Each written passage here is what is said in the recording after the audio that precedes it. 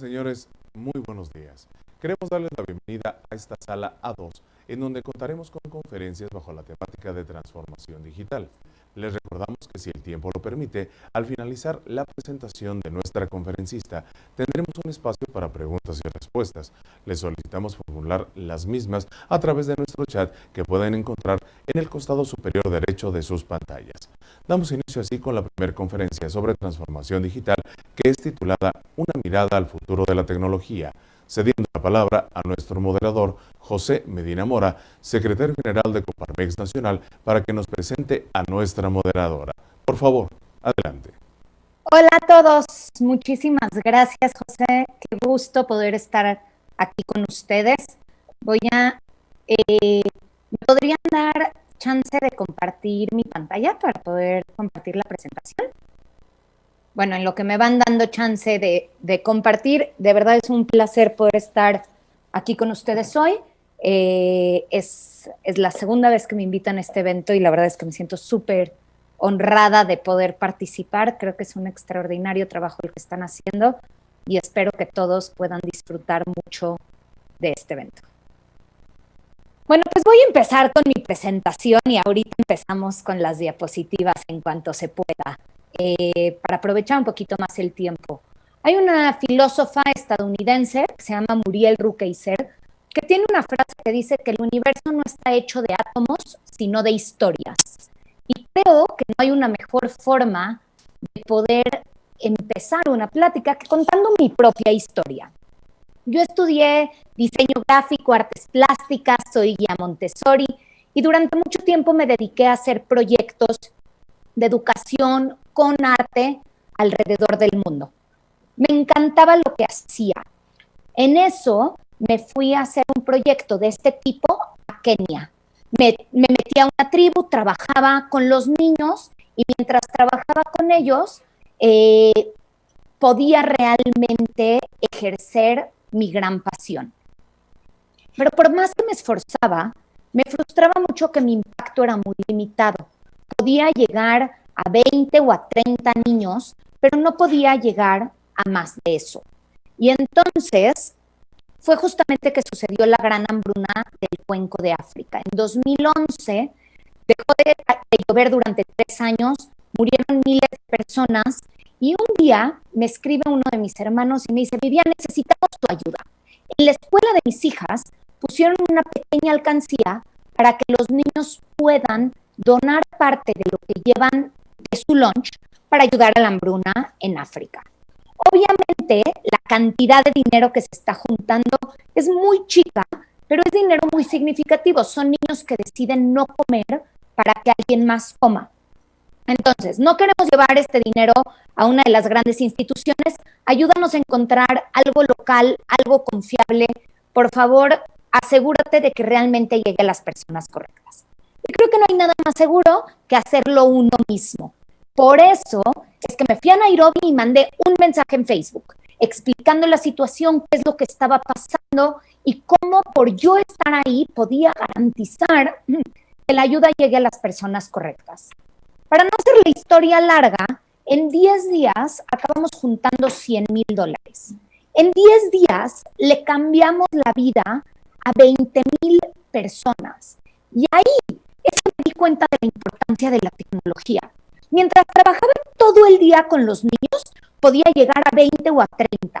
Pero con un mensaje en Facebook, le dimos la vuelta alrededor del mundo en cuestión de segundos y le cambiamos la vida a miles en cuestión de apenas unos días.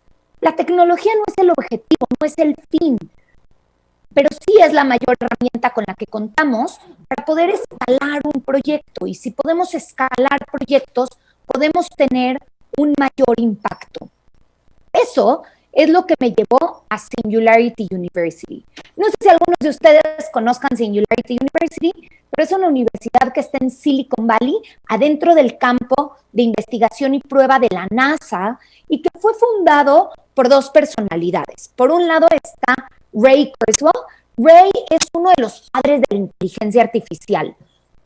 Hasta hace poco, porque no es tan fácil seguirle el ritmo, tenía 21 doctorados, tenía 3 medallas de presidentes de Estados Unidos y está considerado como una de las 50 personas más brillantes vivas hoy sobre la Tierra. Por el otro lado está Peter Diamandis. Peter es un emprendedor muy importante en Silicon Valley que empezó con algo que se llama The X Prize Foundation, en donde lo que hacen es dar incentivos económicos muy grandes para fomentar industrias. Entonces, el primer concurso que hicieron fue, le vamos a dar $10 millones a la persona que pueda construir una nave que suba a la estratosfera, regrese 2 veces en 2 semanas. Al ganador, Richard Branson les compra la patente y hoy en día es Virgin Galactic. Ya puedo compartir mi presentación, así es que voy a seguir desde aquí. Denme un segundito. Listo. Estos son Ray y Peter. Y lo interesante aquí es que se complementaban. Ray traía todo este tema tecnológico, mientras que Peter tenía toda la parte de emprendimiento que hicieron Singularity sumamente exitoso. Y es que el punto de Singularity es entender cómo podemos resolver los grandes retos de la humanidad. Temas de pobreza, de educación, de gobernanza, falta de agua potable, seguridad, comida, salud. Y la forma en la que lo hacemos es a través de las tecnologías de crecimiento exponencial. ¿Qué quiere decir eso? Son todas las tecnologías que siguen la ley de Moore. Moore lo que hizo fue analizar el chip de una computadora y se da cuenta que cada 18 meses la capacidad de cómputo de un chip se duplica, mientras que su precio disminuye a la mitad. No importa que en este periodo haya guerras, crisis, recesiones, constantemente esta tecnología está mejorando y disminuyendo de precio. Eso genera una curva de exponencialidad. Ahora, si nosotros analizamos la evolución biológica, la evolución del ser humano, por ejemplo, vemos que a través de cientos o miles de años, el cambio apenas y es perceptible, mientras que la evolución tecnológica es global, es masiva, es exponencial. Le pones enviar a un mensaje y le da la vuelta al mundo en cuestión de apenas unos segundos. Vamos a verlo desde otra perspectiva. Si yo doy 30 pasos lineales, suponiendo que un paso es de 1 metro, es muy fácil saber a dónde voy a haber llegado 30 pasos después, ¿cierto? Voy a haber recorrido 30 metros. La diferencia es que si en vez de dar pasos lineales, doy pasos exponenciales, 1, 2, 4, 8, 16, 32, duplicando cada vez, en 30 pasos llego a 1,000 millones. En 30 pasos le estoy dando 25 vueltas al planeta. De 30 metros a 25 vueltas al mundo hay una gran diferencia. Y es que cuando queremos ser 10% mejores, tenemos que dar lo mejor de nosotros, esforzarnos al máximo y trabajar muy duro. Pero cuando queremos ser 10 veces mejores, tenemos que repensar la problemática desde otra perspectiva. Tenemos que cambiar la problemática per se y empezar a innovar. Eso hace que algunas industrias cambien 10 veces más rápido.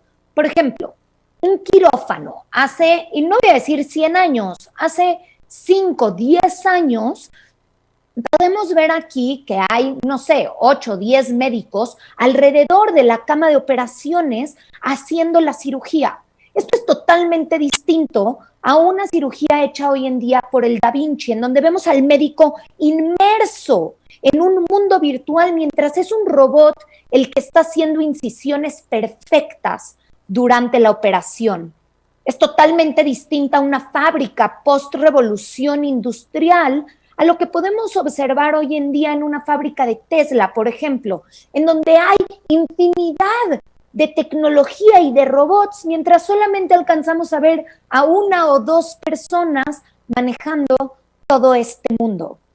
Pero ¿qué sucede cuando no es una industria la que se está disrumpiendo? Cuando es el mundo. Porque no es lo mismo el mundo que nos recibió en enero de este año a lo que estamos viviendo hoy en día. El mundo completo es distinto. Y es por eso que quiero hablar de 6 puntos para adaptarnos a esta nueva realidad. El primero es enfocarnos en el propósito. Hay una gran diferencia entre hablar de la misión que tenemos en nuestra empresa contra el propósito. La misión suele ser un choro mareador que está en la página de internet, totalmente racional y bien pensado y redactado, que absolutamente nadie puede recordar. A diferencia de eso, el propósito es esa parte apasionante que te hace despertarte todos los días, la problemática que realmente quieres resolver, lo que te inspira a hacer el trabajo que haces. Las grandes organizaciones en el mundo, las grandes empresas, tienen propósitos muy claros, muy concretos y muy fáciles de transmitir. Y es que cuando tienes un propósito claro, no solamente alineas a la empresa, sino que atraes al mayor talento. La gente más talentosa trabaja donde trabaja, no solamente por la paga, sino porque cree en los mismos ideales en los que crees tú, y eso cambia las cosas. Vamos a ver algunas empresas y sus propósitos. Por ejemplo, Google. Google es organizar la información del mundo. De pronto hace sentido que Google haga lentes, porque es una forma de desplegar la información distinta. Hace sentido que construyan coches, porque a través de estos coches están recolectando la información en las calles, etcétera. Una empresa como TED. TED es una serie de conferencias. Originalmente, TED hacía un evento al año en Monterrey, California. TED pasó de ese evento a tener 12,000 eventos alrededor del mundo. Y es que su propósito es ideas que merecen ser compartidas. Esto trajo a toda una comunidad global de gente que cree en lo mismo y que quiere colaborar con ellos. Solo así podemos tener un crecimiento 12,000 veces el tamaño que tenemos y tan rápido. Empresas como Zappos. Zappos vende zapatos por internet. Lo interesante aquí es que su propósito no es ser la empresa más grande que venda zapatos por internet. Su propósito es entregar felicidad. Ahora, esto no es un eslogan publicitario. ¿Por qué lo digo? Porque para darle un aumento a un empleado en Zappos, no depende de cuántos zapatos vendió durante el mes. Depende de qué tan contentas colgaron las personas la llamada cuando hablaban con este empleado. Porque entienden que un cliente que se va contento, sea por lo que sea, el día que necesite un par de zapatos va a regresar porque quiere tener más relación con una marca así. Zappos fue comprado por Amazon por más de 1.4 billones de dólares. Sin duda es la más grande de su industria, o por lo menos de zapatos online, pero por haberse enfocado en un propósito distinto. En Singularity es cómo podemos impactar la vida de 1,000 millones de personas. ¿A quién aquí no le gustaría cambiarle la vida a 1,000 millones de personas? Cambiar el mundo, construir un mejor futuro. Es por eso que tenemos gente alrededor de todo el mundo que quiere colaborar con nosotros, que quiere trabajar con nosotros y que pone todo su esfuerzo para realmente resolver estas problemáticas globales. La segunda es ser ágiles. David Rose, que es el CEO de Ghost, uno de los padres de Los Ángeles Inversionistas, tiene esta frase que me encanta y me choquea un poquito al mismo tiempo. Y dice, cualquier empresa que fue diseñada para triunfar en el siglo XX está destinada a fracasar en el siglo XXI. Lo que sucede es que en el siglo XX nos dedicamos a construir organizaciones basadas en la eficiencia. Cómo eficientar productos, eficientar canales, eficientar redes. Todo era eficientar. Y no me malentiendan, la eficiencia es muy importante. Pero la única constante en el siglo XXI es el cambio. Y la eficiencia no es suficiente para enfrentarnos a ese cambio. Para enfrentarnos al cambio necesitamos agilidad. Ahora les voy a poner un ejemplo. Todos aquí conocen el caso Kodak, ¿cierto? Ahora, ¿qué es lo que pasó con Kodak? Kodak tenía un valor de mercado de 28 billones de dólares y 140,000 empleados a quedar en bancarrota con 17,000 empleados. ¿Qué fue lo que hizo? Tomó una postura del siglo XX. Dijo, las cosas están difíciles, no necesito los 140,000 empleados, vamos a eficientar y quedarnos con lo mínimo necesario para poder sobrevivir. El resultado fue catastrófico. Despidieron a más de la mitad de la gente y no sobrevivieron. ¿Qué diferencia hay entre Kodak y Fujifilm? Fuji no eran los más grandes, no eran los mejor posicionados, no eran los más conocidos, pero Fuji nunca quedó en bancarrota. La gran diferencia es que Fuji, en vez de despedir a todo mundo, agarró a los empleados más talentosos y les dijo, ok, las cosas están difíciles, ¿en qué somos buenos? ¿Qué sabemos hacer? Pero bueno, llevamos tanto tiempo en el mundo de la fotografía que entendemos mucho de color, tenemos mucho conocimiento de luminosidad, conocemos muy bien de químicos y con todo esto lanzaron una línea de cosméticos sumamente exitosa que hoy en día podemos encontrar en cualquier tienda departamental. Lo interesante aquí es que no se quedaron con esto. Han seguido en un proceso similar y cada vez que las cosas se vuelven a poner difíciles, entonces vuelven a hacer el mismo ejercicio. Y se dieron cuenta que para imprimir una foto se necesita colágeno, exactamente el mismo colágeno que tenemos en la piel. Y entonces migraron nuevamente y hoy en día utilizan impresoras 3D para imprimir piel humana, para quemaduras, migrando de la fotografía a la cosmética y ahora al sector salud. Esa agilidad de transformación es la única forma de realmente poder mantenernos al tanto con los cambios constantes y acelerados que están sucediendo. El punto número 3 es transformarse constantemente. Nos despertamos a una nueva realidad. El mundo cambió hace casi un año, para algunos hace 6 meses, y las cosas no son iguales. Eso implica que no solamente como sectores, como organizaciones, como empresas, sino que como individuos tenemos que transformarnos, tenemos que cambiar en muchísimos aspectos. En cuanto a empresas, la transformación más inminente es la transformación digital. Todos necesitamos adoptarla. Ahora, muchos tenían planes de hacerlo en los próximos 3 años y el coronavirus vino a acelerar todo ese proceso y tuvimos que hacerlo, algunos quizás en un fin de semana. Lo que tenemos que entender es que la transformación digital no es el propósito final. Es uno de los puntos o de los escalones en una cultura de transformación constante, porque transformarnos no es la meta, es lo que nos va a llevar a un resultado, pero tenemos que saber en qué nos queremos transformar para realmente poder lograrlo. Y viene transformación tras transformación a la misma velocidad que los cambios que estamos viviendo. El punto número 4 es que mantienen una cultura de experimentación y riesgo. De pronto todo mundo quiere ser innovador y eso es maravilloso, pero ser innovador implica dar ese brinco a lo desconocido, implica tomar ese riesgo de fallar en algún momento, porque innovar es caminar por caminos que nadie antes había recorrido. Eso quiere decir que podemos perdernos en el camino, pero hay ciertas características que nos ayudan a hacerlo de una forma mejor. La primera es ser curiosos.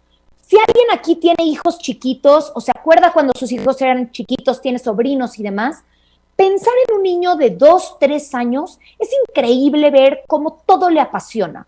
Quieren tocar, probar, agarrar. Realmente la curiosidad guía su desarrollo y por eso pueden descubrir el mundo. Lo que yo me pregunto es qué pasaría si mantenemos esa curiosidad por el resto de nuestras vidas, no solamente para descubrir el mundo en el que vivimos, sino para construir nuevos mundos. El problema, como dice Neil deGrasse, es que pasamos los primeros 12 meses de la vida de un niño enseñándole a caminar y hablar para pasar los siguientes 12 años pidiéndole que se siente y se calle. Y sí, efectivamente, cuando salimos del sistema educativo, esa curiosidad muchas veces quedó enterrada, pero puede desenterrarse. Esa curiosidad puede llevarnos a más creatividad. Y si hablamos de creatividad, los mexicanos tenemos un ingenio como ningún otro. Somos capaces de resolver cualquier problema, hidráulico o eléctrico con un chicle y una liga. ¿Cómo podemos usar ese ingenio para convertirlo en innovación. Y lo primero es que necesitamos espacios que fomenten esa creatividad. No escritorios blancos, limpios y parejos, sino espacios que realmente nos hagan divertirnos, nos permitan jugar. El momento en el que somos más creativos es cuando estamos jugando y nos divertimos. Si podemos combinar esa creatividad con un tema de diversidad, podemos llegar mucho más lejos. Trabajar con gente que nos complementa, que piensa distinto, que tiene experiencias opuestas a las nuestras, nos permite realmente mejorar nuestras ideas, nos permite colaborar. Hablando de diversidad y colaboración, quiero usar un ejemplo justamente de The X Prize Foundation, esto que les platicaba al principio. No sé si se acuerdan cuando fue el derrame de petróleo en el Golfo de México, una catástrofe natural terrible. La industria petrolera invirtió millones y millones y millones de dólares para poder extraer el petróleo derramado. En X Prize lo que hicieron fue lanzar una convocatoria de 2 millones al que pueda duplicar la capacidad de absorción en un menor tiempo a un menor costo. Uno de los equipos finalistas logró hacer un método que lo recolectaba 6 veces más eficiente que cualquier propuesta de la industria petrolera. Lo interesante es que este equipo estaba conformado principalmente por 2 personas, un dentista y un tatuador, que se conocieron cuando el dentista se fue a hacer un tatuaje. Nadie entiende por qué hablaron de este tema, pero el punto es que el dentista entendía muy bien de maquinaria, mientras el tatuador entendía muy bien las propiedades del petróleo porque se parecen a los de la tinta. Hicieron todos los experimentos en la tina de su casa y trajeron una solución 6 veces más eficiente. Esa es la importancia de trabajar con alguien que tiene conocimiento distinto al tuyo. No es más conocimiento, no es menos. Son solamente áreas distintas que complementan y generan innovación. Después usan tecnología. La tecnología acelera la disrupción. Eso es un hecho. Todos aquí creo que en algún momento usaron una cámara análoga. ¿Se acuerdan lo que era irse de viaje? Tenías que pensar cuánto tiempo va a durar el viaje para ver cuántos rollos compras.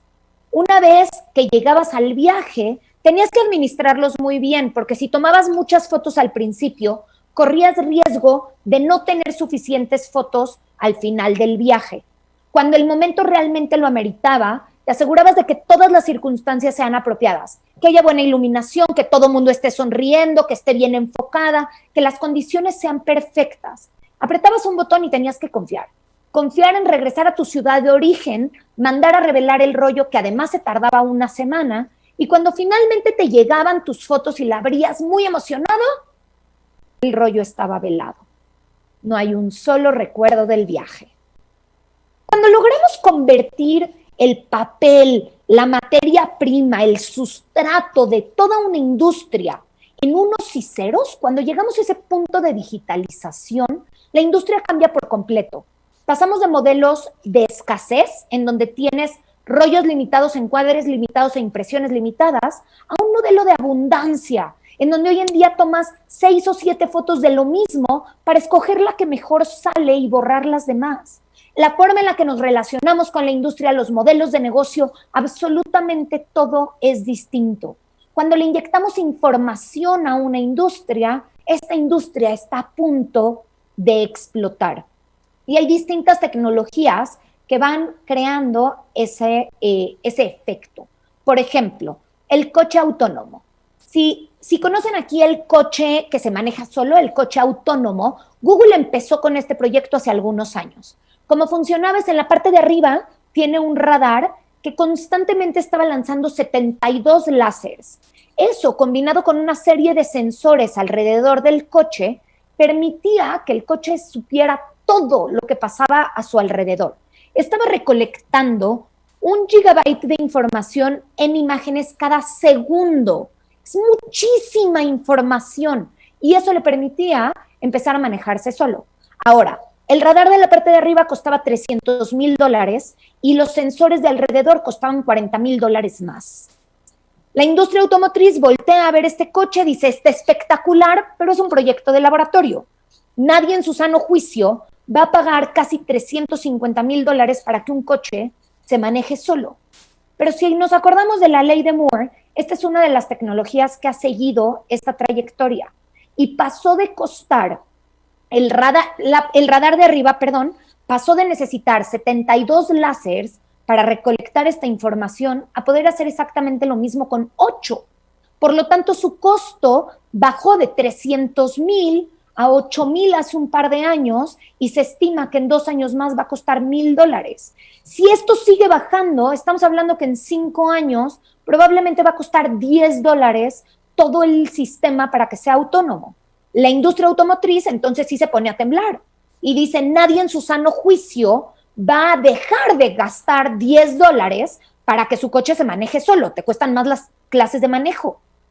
Aquellos que entendieron la tecnología cuando estaba subiendo, hoy en día son los líderes del mercado.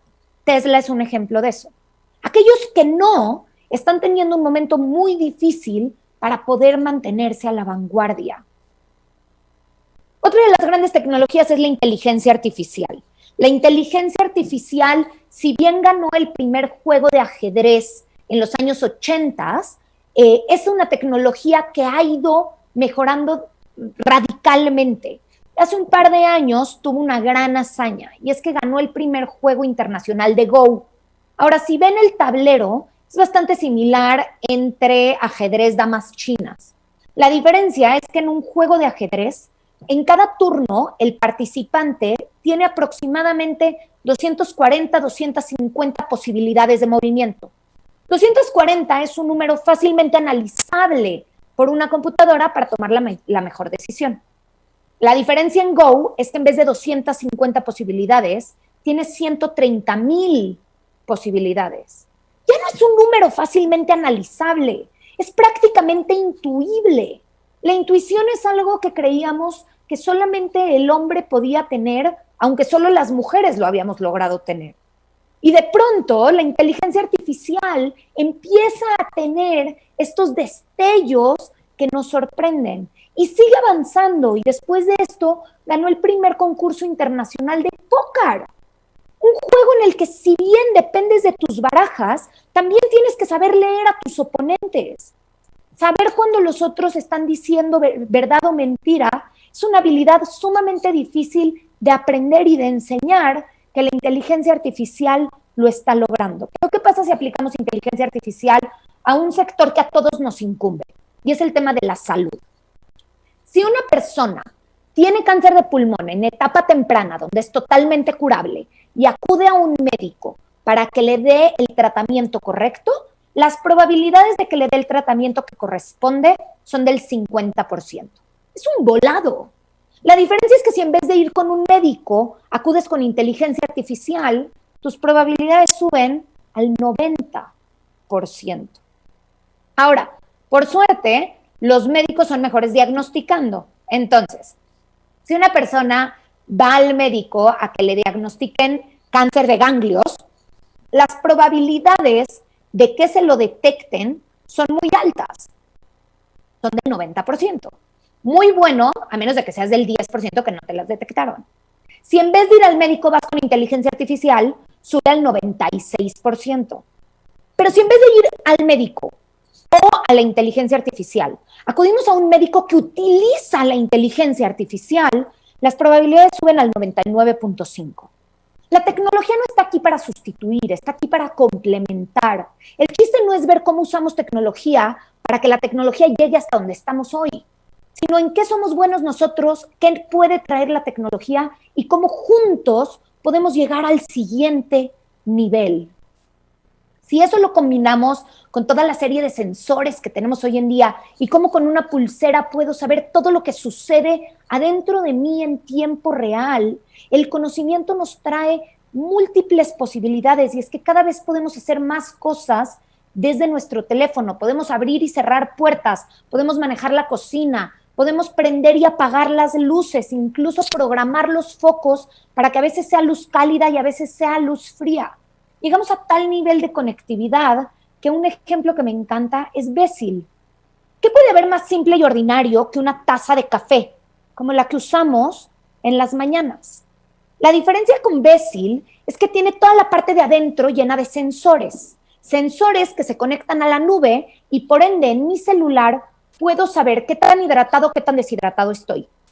Puedo saber qué niveles de cafeína tengo en la sangre, porque cada día mi café puede tener niveles distintos de cafeína. Es suficientemente sensible para entender la diferencia entre Coca-Cola y Pepsi. Y entonces sí, más información no quiere decir que voy a estar más sano, pero sí quiere decir que puedo tomar mejores decisiones. Otra de las grandes tecnologías es la realidad virtual y aumentada. No es lo mismo realidad aumentada, es yo me pongo unos lentes y veo todo lo que está a mi alrededor, pero adicional a eso puedo construir capas de hologramas que aumentan esta realidad. En realidad virtual, cuando me pongo los lentes, automáticamente desaparece todo lo que hay a mi alrededor y estoy inmerso en un mundo ficticio. Esto se está utilizando para diferentes cosas. Sin duda tiene aplicaciones en videojuegos, pero ¿qué pasa si lo aprovechamos para bienes sociales o empresariales? En San Francisco hay una organización que está usando realidad virtual para enseñarle a los homeless a hacer carpintería. ¿Qué lograron con esto? Por un lado, durante todo el aprendizaje no hay desperdicio de madera. Imagínense cuánta madera se tenía que desperdiciar para que alguien perfeccione la carpintería. Por el otro, al practicar en mundos virtuales con las herramientas, cuando la gente pasa al mundo real, los accidentes disminuyeron en un 70%. A través de realidad virtual podemos enseñar a usar maquinaria pesada, pero también, ¿por qué no? Podemos incluso enseñar a ser mejores vendedores. El trato con clientes es algo que se da por práctica y tener espacios en los cuales podemos practicar de forma segura es sumamente valioso para poder tener mayores crecimientos. Finalmente está la impresión 3D. La impresión 3D se vuelve muy famosa porque puedes lograr complejidad infinita, pero también la impresión 3D nos lleva a proyectos como Food Inc., en donde es una experiencia completa en donde toda la comida está impresa en 3D. Tu comida, desde la entrada, el plato fuerte y el postre, todo está hecho a través de una impresora. Esta casa fue impresa en Austin, Texas, durante el evento South by Southwest. Tiene una recámara, sala, comedor, todo lo necesario. El tiempo de construcción de esta casa fue de menos de 24 horas, el costo de menos de $4,000, menos de 85,000 pesos. Estas casas ya se están haciendo en México, en el estado de Tabasco, y trayendo vivienda a un sector de la población que no se imaginaba que esto era posible. Esta es una recién graduada de diseño de moda en Tel Aviv, que decide hacer el 100% de su pasarela en una impresora 3D ordinaria. ¿Se dan cuenta de la similitud que hay entre el mundo de la moda y la fotografía? Tu ropa se vuelve unos y ceros, tu casa son unos y ceros y tu comida se está convirtiendo en unos y ceros. Pero realmente la impresión 3D se vuelve más interesante cuando llegamos a este punto. Quiero que analicen a esta mujer, los dedos de las manos, las costillas, el cabello, los dedos de los pies. Y ahora vean el verdadero tamaño de esta mujer. Es el ojo de una aguja y la vemos en la parte inferior parada. Llegamos a tal punto en el que no solamente podemos manipular la materia en estas dimensiones, sino que podemos construir en estas dimensiones. Y entonces la manufactura está a punto de explotar. Incluso nos lleva a la posibilidad de que seamos nosotros quienes nos convertimos en unos y ceros a través de la impresión de órganos con células madre. Finalmente, mi último punto es hablar de los aliados. Tenemos que encontrar aliados afines. Constantemente hablamos de proveedores y de clientes, pero tener aliados que creen en los mismos valores que nosotros son lo que nos ayuda a crecer de la mano. El estar en asociaciones como esta, que te permite vincularte con otros que tienen, y regresamos a la parte del propósitos similares a los tuyos, son lo que nos ayuda a todos a crecer de la mano. Porque no es el más fuerte de una especie el que sobrevive, ni tampoco es el más inteligente, sino el que mejor responde a los cambios. El mundo entero se transformó, el mundo cambió por completo. Y es normal que eso nos genere dudas e incluso nos crean algunas angustias. Pero no podemos olvidar que todo cambio trae consigo grandes oportunidades. Oportunidades que sin duda la tecnología nos está ayudando a mantener el negocio y a mantener estos engranes girando, pero también una gran oportunidad de cuestionarnos qué significa ser seres humanos. Si nos comportamos como máquinas, las máquinas fácilmente van a sustituirnos. Tal vez es hora en el siglo XXI de realmente empezar a comportarnos como seres humanos, indagar en la empatía, en la conexión, generar vínculo con nuestros colaboradores, con nuestros clientes, con nuestros aliados, generar realmente ese contacto que las máquinas no pueden hacer hoy en día. Y quisiera cerrar con esta frase que dice: nunca desperdicies una crisis. A lo que me refiero con esto es que es la oportunidad perfecta para hacer lo que no te habías atrevido a hacer antes. Porque la mejor forma de predecir el futuro es crearlo. Quiero invitarlos a que usemos la tecnología no solamente para hacer la vida más fácil, eso ya lo hace. Usemos la tecnología para hacer la vida mucho mejor. Muchísimas gracias por su tiempo y por la invitación. Muchas gracias, Vivian, para lograr el cambio. Y en este sentido, muy interesante lo que nos comentas de enfocarnos al propósito, esto que nos da pasión, que nos inspira y que es necesario para entender cómo podemos transformar nuestras empresas. Y tomo de los ejemplos el mismo de Singularity, ¿verdad? Impactar positivamente 1 billón de personas. Es increíble cómo cuando se proponen lograr este propósito, entonces cambia la manera en que se logra. Claro, también nos dice hay que ser ágiles, ¿verdad? Y en este sentido, impactante esta transformación que hizo Fuji de la fotografía a los cosméticos, a la impresión en 3D sobre la piel humana. También el tema de la transformación constante. No es nada más la transformación digital. Esta es, a lo mejor, nada más el primer paso de la transformación que se requiere hacer en las organizaciones. Es solo un escalón en esta transformación. Y esta invitación que nos haces a ser curiosos, a este brinco hacia lo desconocido, a ser creativos, a lograr a través de colaborar y de intercambiar ideas con personas que piensan diferente a nosotros, lograr soluciones que nos ayuden a resolver los grandes problemas que existen en la humanidad. Desde luego, en la parte de la tecnología, es decir, cómo podemos mantener esta cultura tecnológica. Ejemplos muy aterrizados de cómo, por ejemplo, el Big Data, cuando tenemos mucha información, podemos lograr que haya esta posibilidad de que los vehículos autónomos a un bajo costo puedan ir avanzando y ser cada vez más económicos.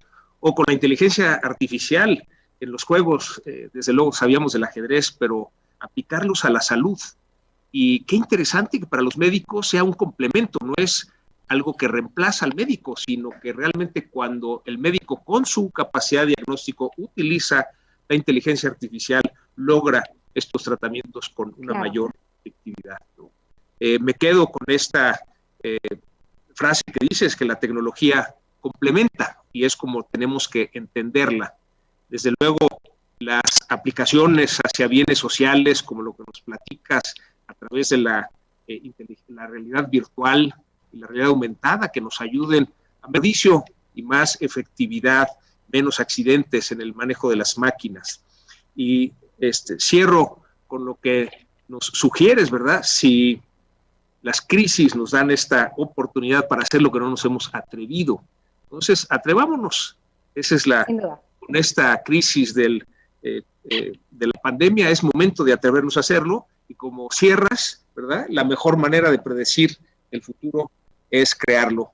Es un viaje muy rápido, pero muy aterrizado hacia el futuro de la tecnología, en cómo lo podemos aplicar a los grandes problemas de la humanidad. Muy agradecidos, Vivian, con tu exposición. Gracias a ustedes.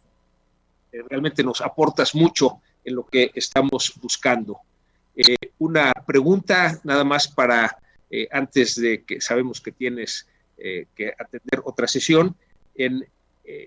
Nos preguntan de la audiencia, las empresas pymes, ¿por qué tecnología empezar? O sea, suena muy interesante, nos dicen, pero ¿cómo le hago para empezar con esta tecnología que suena muy sofisticada para aplicarla en mi empresa, para aplicarla con mis clientes? Primero tienen que saber qué es lo que quieren lograr. Las tecnologías son herramientas, entonces tienes que saber cuál es tu objetivo para entender cuál es la herramienta que mejor te permite hacerlo. Me voy a ir a herramientas tradicionales. No te sirve para lo mismo un martillo que un cuchillo. Entonces, tienes que saber si quieres cortar algo o si necesitas clavar algo para poder definir cuál es la herramienta apropiada. Aquí no sucede exactamente lo mismo. No es una receta que aplica para todos. Dependiendo de qué es lo que quieres lograr, es cuál es la herramienta que tienes que empezar a aplicar. Creo que uno de los primeros pasos, ahí sí prácticamente para todos, es empezar a tener presencia en línea. Dependiendo en qué etapa estén, vean de qué manera pueden recolectar más información sobre lo que hacen. Eso quiere decir sobre sus procesos, sobre sus empleados, sobre el comportamiento de sus clientes. Cualquier forma que tengan de recolectar información, eso les permite tomar mejores decisiones en un menor tiempo. Y esa es una gran ventaja competitiva en cualquier sector. Sí, muy claro esto que nos comentas, Vivian, de recolectar datos, porque sí tenemos información de los clientes, de los productos. Entonces, en la medida que podamos, con esa información que recolectamos, utilizar la tecnología para poderlos interpretar de una mejor manera. Nos dejan otra pregunta con respecto a esta parte que abriste de cómo resolver los problemas sociales con tecnología. ¿Cómo pudiéramos disminuir la pobreza que tenemos en nuestro país utilizando la tecnología? Mira, creo que sin duda se necesita infraestructura. Gran parte de la solución hacia la pobreza es a través de oportunidades, y las oportunidades se generan más con infraestructura que con ayuda asistencialista. Pero también mucho de lo que nos da es, por ejemplo, el acceso a la información. Cuando la gente puede tener acceso a Internet, por ejemplo, tiene la posibilidad de acceso a educación, de mayor posibilidad de salud, y esos pequeños cambios van ayudando a disminuir pobreza. Sí, Vivian, con esto terminamos la sesión de preguntas y respuestas. Me gustaría dejarte una invitación para que podamos explorar en otra sesión más adelante y que nos puedas ayudar a profundizar cómo con la tecnología podemos resolver estos problemas sociales, desde luego de la pobreza educativa, de la pobreza de salud, de la pobreza patrimonial, y que logremos realmente aportar con la tecnología soluciones para los grandes problemas que tenemos en nuestro país. Muchas gracias, Vivian. Gracias a ustedes, por supuesto que sí, feliz de estar con ustedes nuevamente. A los que les guste este tema, los invito a que nos sigan en Singularity, que vean lo que traemos, porque sin duda el progreso del país depende sobre todo de los empresarios. Pues un gran reto que nos dejas. Muchas gracias, Vivian. Gracias a ustedes. Lindo día. Hasta luego. Hasta luego. Queremos agradecer a nuestra conferencista y a nuestro moderador por su magnífica participación. Reiterar nuestro agradecimiento a nuestros patrocinadores por su apoyo, ya que sin ellos no podría ser posible este gran evento.